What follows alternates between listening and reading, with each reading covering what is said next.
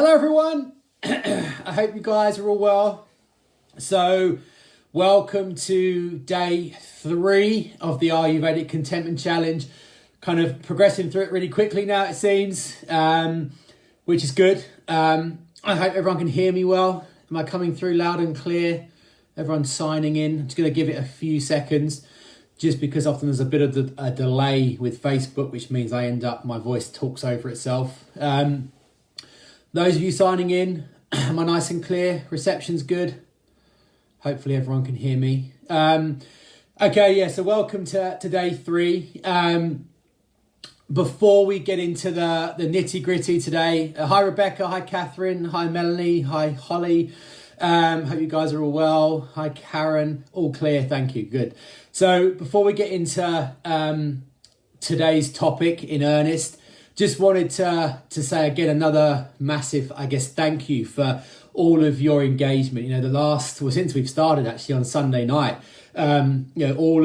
you've done all your posts and questions and interaction is what makes these challenges so effective and so powerful. That community, that sharing, that energy, that kind of just that movement it creates. So thank you so much for being so committed and so engaged. It makes these things work so much more effective. So really grateful to all of your involvement. And also it seems like we've had some amazing feedback from around the mood milk. Yesterday we talked about the Ayurvedic mood milk and herbal medicines. And it seems loads and loads and loads of you have tried to make variations of the mood milk based upon what you've got in, what herbs you've got in. And the feedback has been amazing in terms of the taste and how much you've enjoyed it. So I'm super pleased about that because we love the mood milk. And it also seems like a lot of you have a go of making the taka, the probiotic, and that's good as well. And also one thing to point out, which we point out in all of these challenges, is that today, and definitely by tomorrow, we've kind of reached, we're beginning to reach self-care critical mass, something we call self-care critical mass.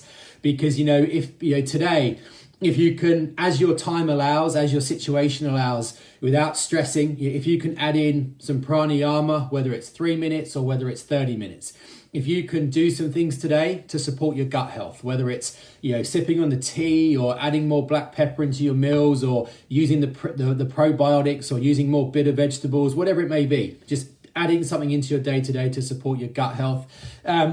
If you can begin to look at using some of the herbal medicines we spoke about yesterday, if you've got those 3 things going into your body today, then we will be reaching that critical mass where our biochemistry, our brain function, our brainwave activity, we're moving our body into this contentment-inducing platform.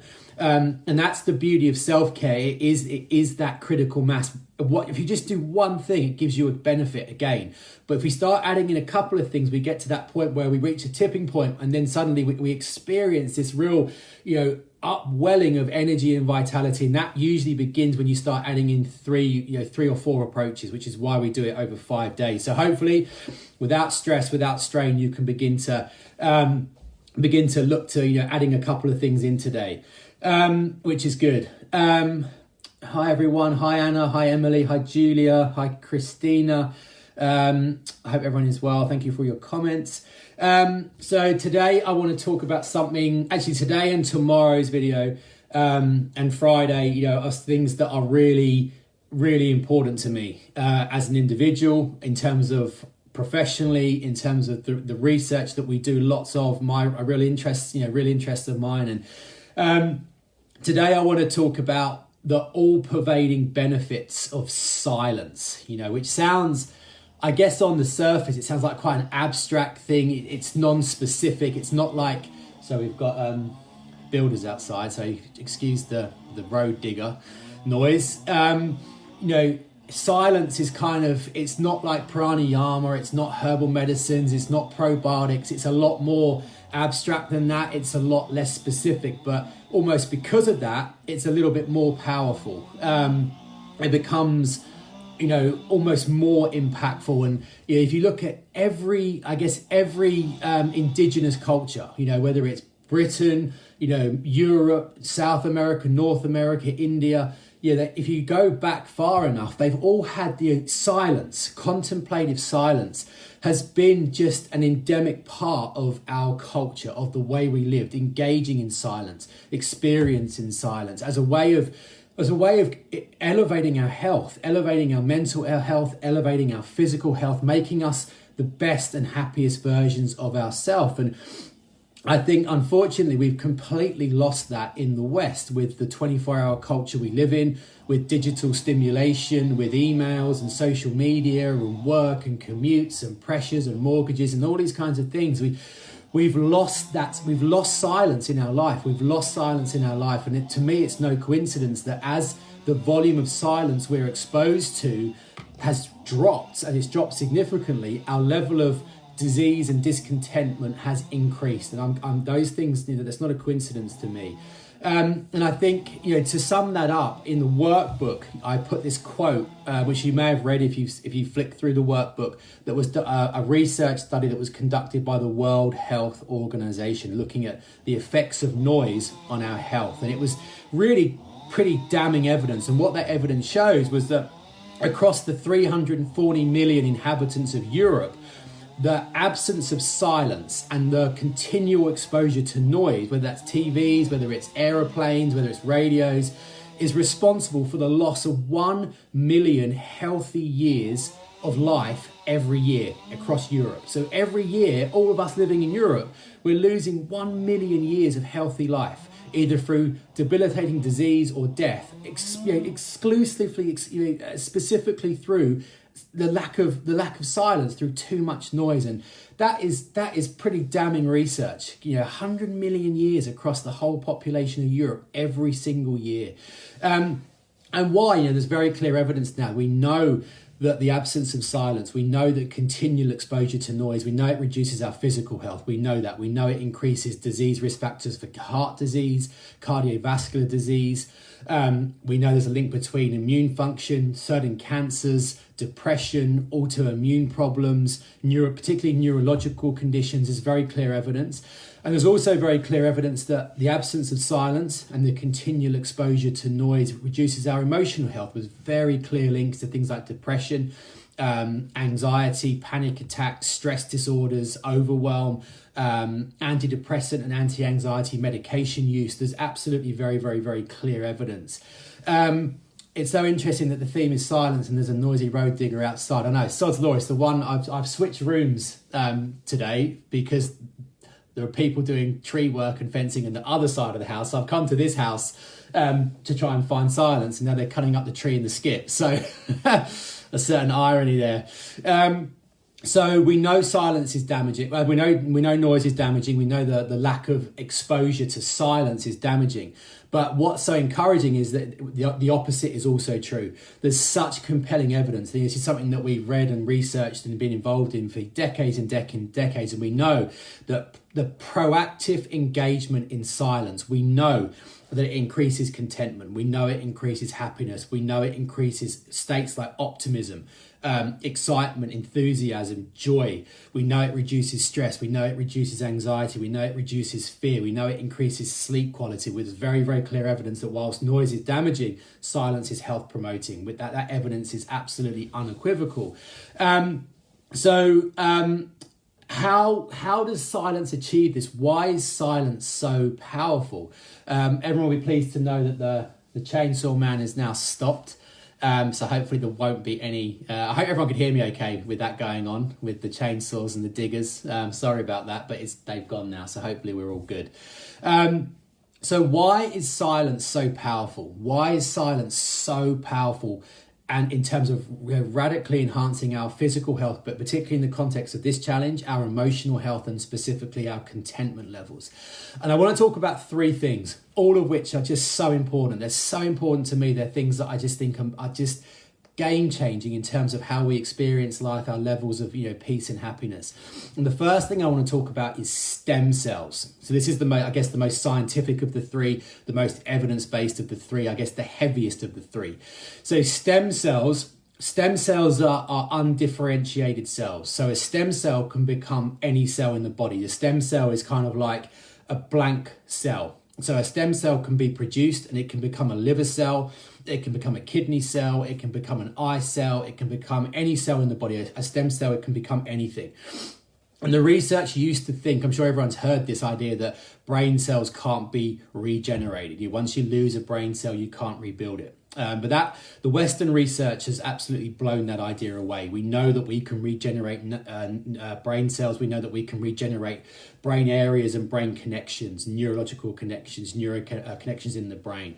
And why that's so important is because if we think about certain physical ailments, Parkinson's and Alzheimer's and dementia, they're obviously because there's degeneration in those areas of the brain, but also emotional centers of the brain. So if certain areas of the brain that are responsible for creating happy states, contentment, peace, joy, calm, stability, those kinds of traits we're after, as they degenerate, as they weaken, their ability to produce those emotional states weakens with it. Okay, so what's so interesting now is that if we can help to regenerate those areas, then we help the brain become more productive in creating happiness, creating joy, creating contentment. And what's really interesting now is, of all of the approaches that help stem cells to actually regenerate these emotional centers of the brain, it appears that silence is the fast track to that. There's really, really strong evidence now that by proactively engaging in silence, there's been studies done over 4 weeks and 12 weeks and 16 weeks and years, that people who regularly engaging in silence, they have significantly healthier and more well-functioning areas of the brain that are responsible for cultivating contentment and happiness, or swastha, the Ayurvedic concept. And similarly, people who regularly engage in silence, they've been proven now to have smaller and less active amygdalas. So the amygdala is an almond-sized kind of shaped gland in the brain that is responsible for managing stress and anxiety. And in people who've had lots of stress, or they've been abused or gone through traumatic experiences, the amygdala is very, very big and very, very active, because their stress and anxiety is almost the default setting, often through no fault of their own. But the fact that silence has been shown to reduce the size and activity of the amygdala shows that silence programs the body to make us less stressed, less anxious, and more contented. So the research is showing that silence has this profound effect upon the structure of the brain. The structure of the brain, the functionality of the brain, the regeneration of the brain, that programs the brain at the neurological level to be happier, to be more contented. And the reason I find that so exciting is that if you look at the Ayurvedic text, if you look at the Vedic text, you look at the yogic text, what do they talk about? They talk about this idea of silence, nature immersion, protecting periods of silence as being a fast track to neurological regeneration, to creating swastha and contentment. It's the fact that Western cutting edge neurological stem cell research is now supporting this idea that silence results in healthier brain function, which results in higher levels of contentment. Okay, so that's the first thing. The first thing is silence restructures the brain to make swastha, make contentment a more consistent part of our life through the way the brain is working and repairing itself. The second thing, which is something that is one of my real passions, one of my real areas of interest, something that I read around as much as I can, and I try and get every journal article and book, and it's all to do with, which is a little bit more subjective now, a little bit softer science, is to do with this idea of intuition, gut feeling, sixth sense, meaning and purpose. Because if we think about animals, so all animals, every animal on the planet has a profound intuition, a profound ability to understand itself. There's been some phenomenal examples of that. The most well-known one is probably the tsunami rats during the Boxing Day tsunami.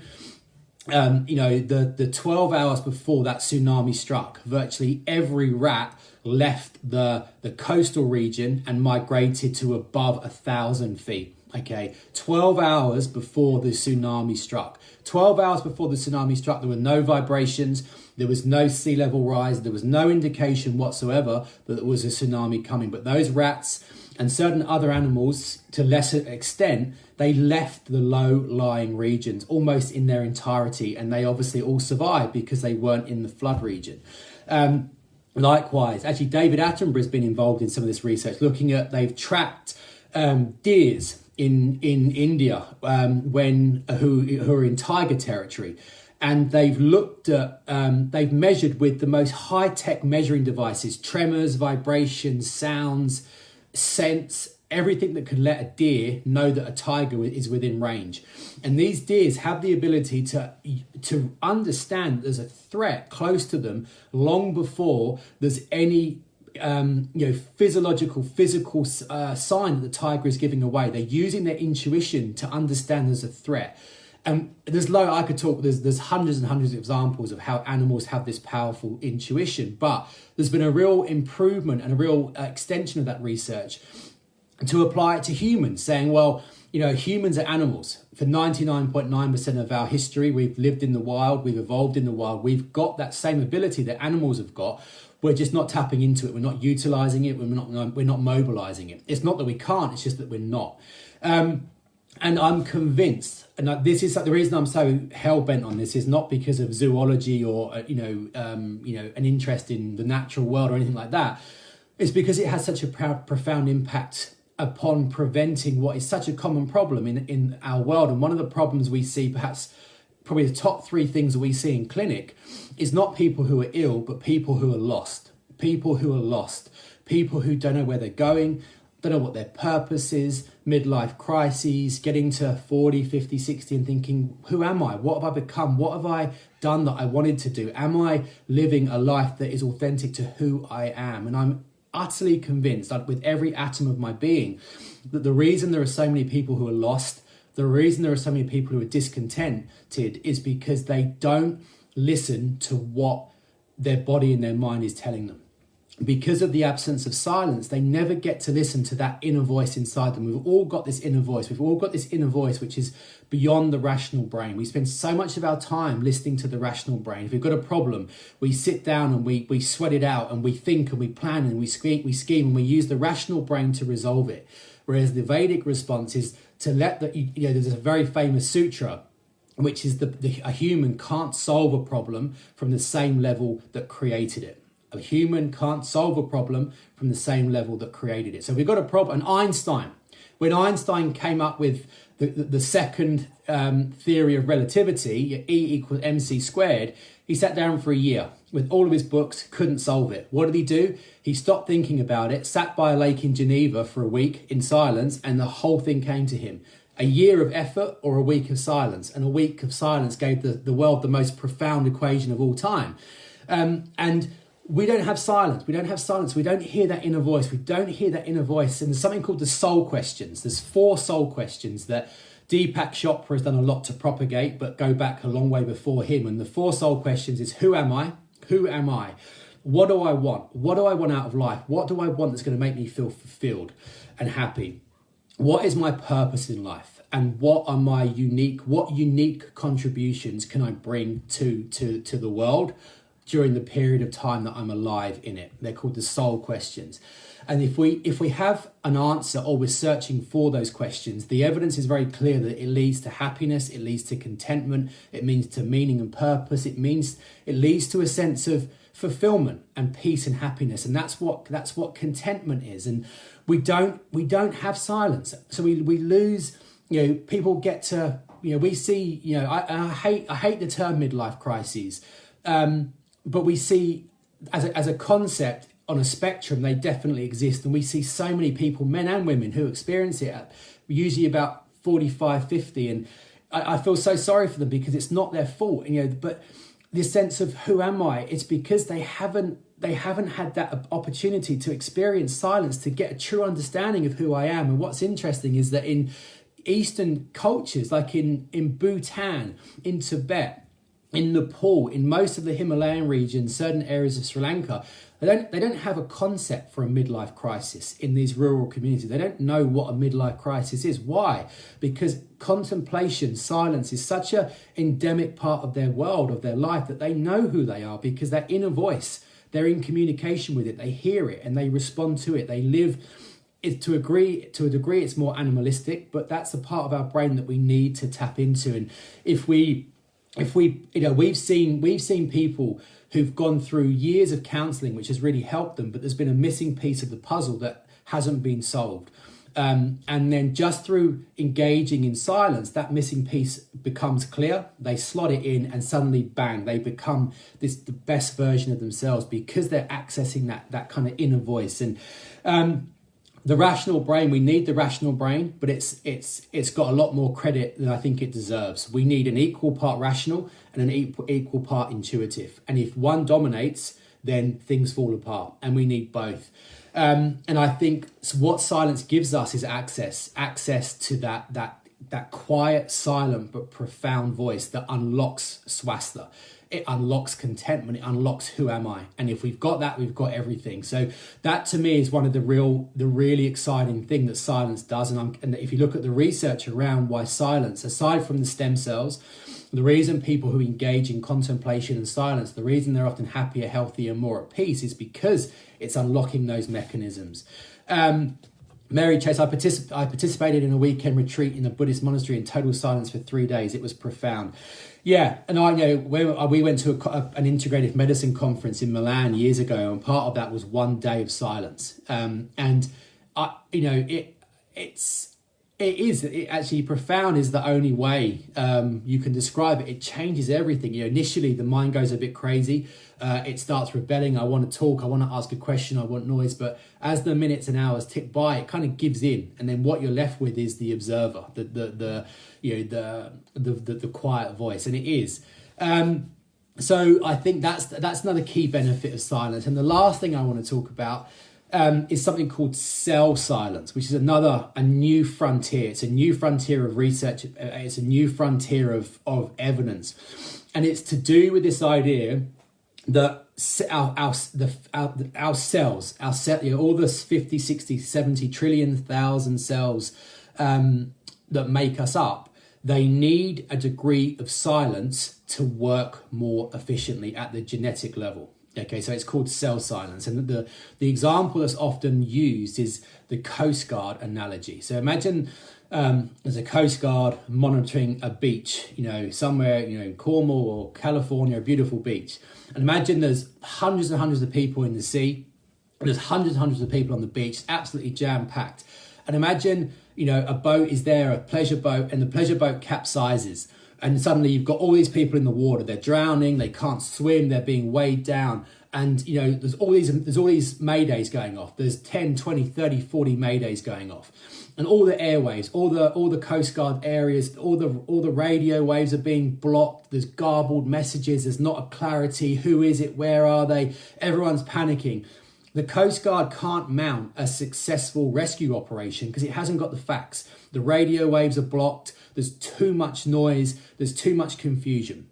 But if you imagine that there's the same situation, but there's one person in the water and they're struggling, and then someone alerts the Coast Guard and says there's someone struggling in the water. All the radio waves are clear. The Coast Guard can phone up the jet ski or the helicopter. You can mount that Coast Guard can mount a really effective, efficient, and reactive response because there's silence. The airwaves are clear, and they can observe a problem. They can mount a response to the problem, and then they can resolve a problem. And what cell silence is the theory of cell silence is that's exactly what's going on in our body. If there's all this noise, if we're being stimulated by tree surgeons outside and radio and telly and chatter and just incessant noise, the cells in our body are continually being stimulated and they can't mount a response. So if there's a virus in the system or a rogue cancer cell, or there's inflammation, or there's too much cortisol, or there's not enough oxytocin, or all of the 1,000,001 things that can go wrong in the body, if there is cell silence, if there's silence, the body, the Coast Guard, can identify that that virus is there, or that rogue cancer cell is there, or this inflammation is here. And it can mount a successful response to it, and it can help optimize our hormones, and it can induce our contentment profile, and it can do this and it can do that. It can mount a response. But if our body is in a constant state of noise, the cells experience that noise at the nerve level, at the response level, and it can't mount a response because there's this here and that there, and there's so much going on. It can't identify a problem, and it can't mount a response. And there's now this really exciting new area explaining why silence has such a profound impact upon our disease risk factors, our health profiles, our longevity. It's because if there's silence outside, there's silence inside. And if there's silence inside, our body can mount a more effective response. So this idea of cell silence, I think, is going to give us a whole new frontier. And I think it explains a lot of reasons why this silence results in so many better health markers. Actually, it's good. So Helen's asked a good question. Does sleep not give the cells enough silence?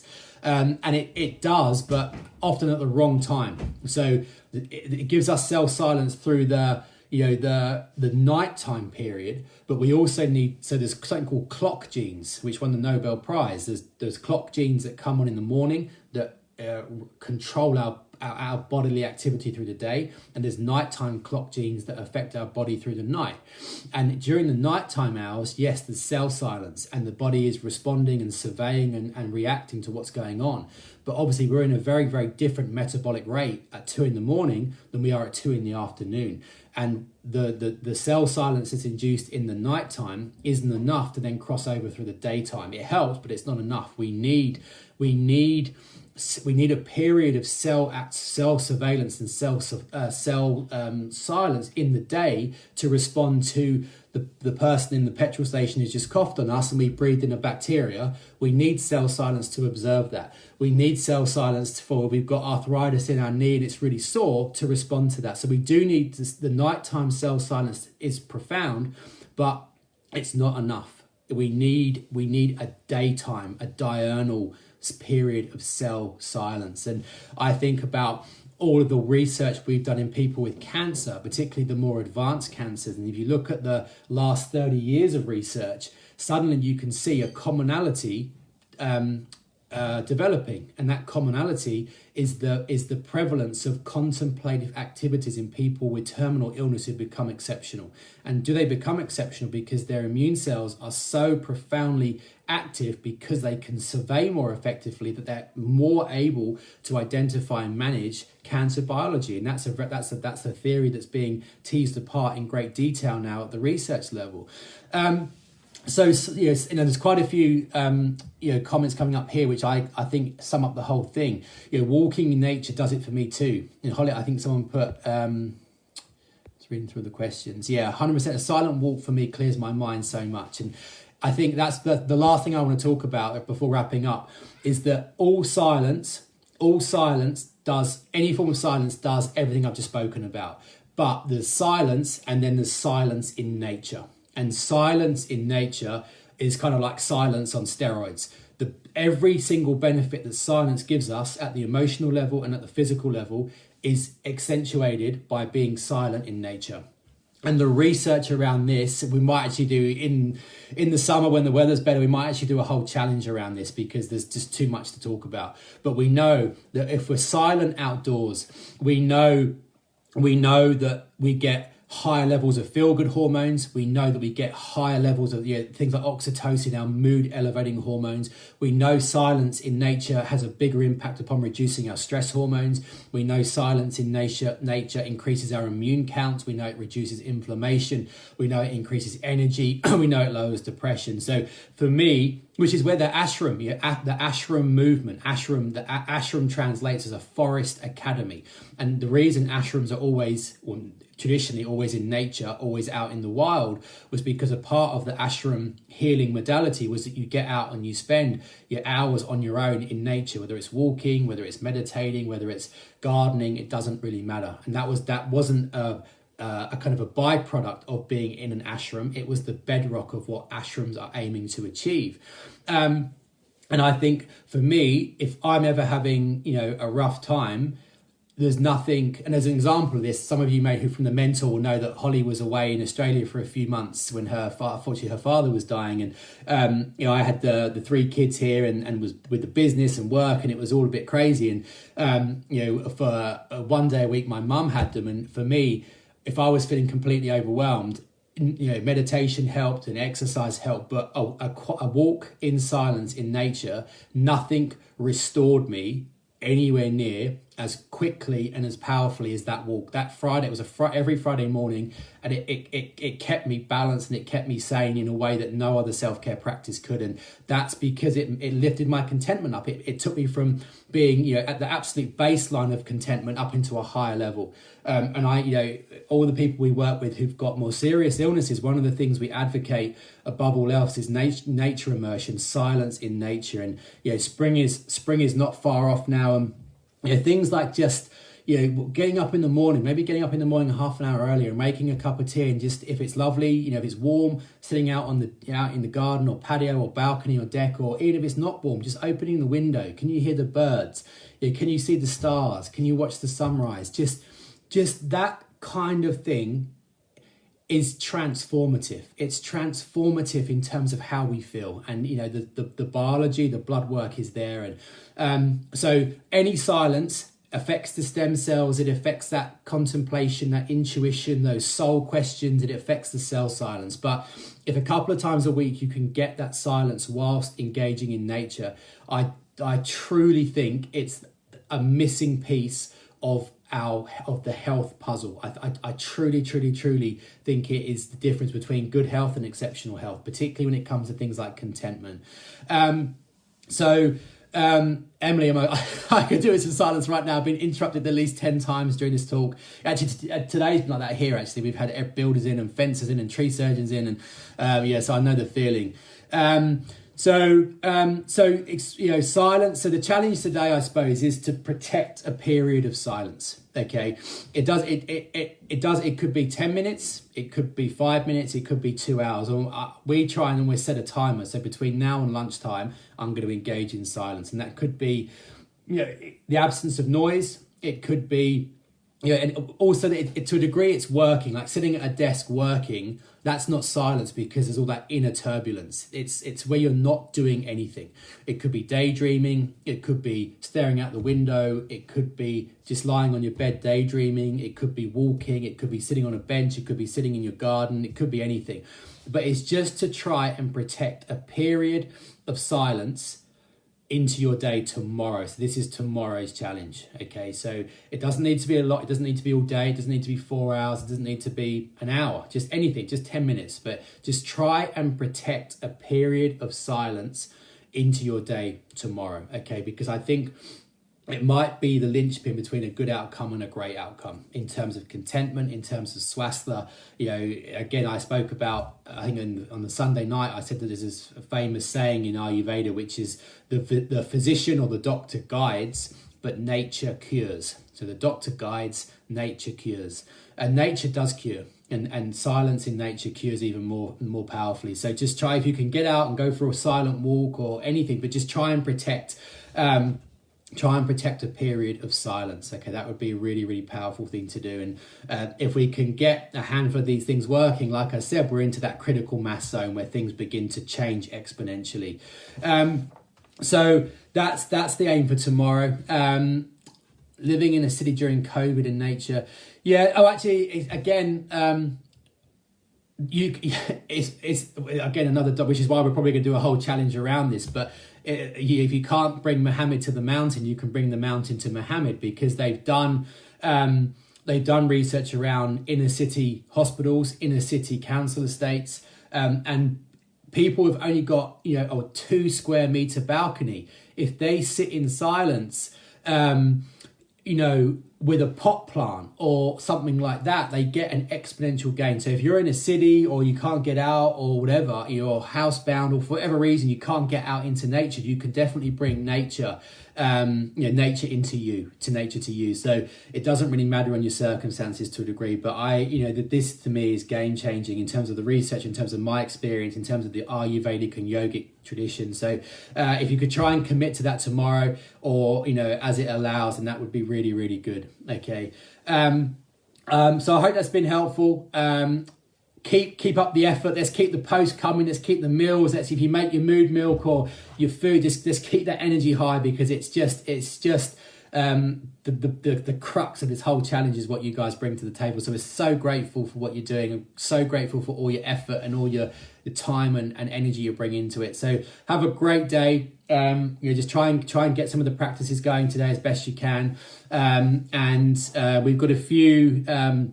Holly and I were having a chat this morning based around, but there's a lot of consistency around some of the questions and requests for information we're getting. So we're actually going to add in a couple of more bonus sessions in the early part of next week, maybe, because I think there's a lot of things you guys will benefit from. But the aim tomorrow is to get the first 4 rituals working, and I'll see you tomorrow to talk about some of the deeper sciences around gratitude practices and why gratitude is a fast track to contentment. So I hope that's been helpful. Thank you for joining me, and I will see you tomorrow at 12. Have a good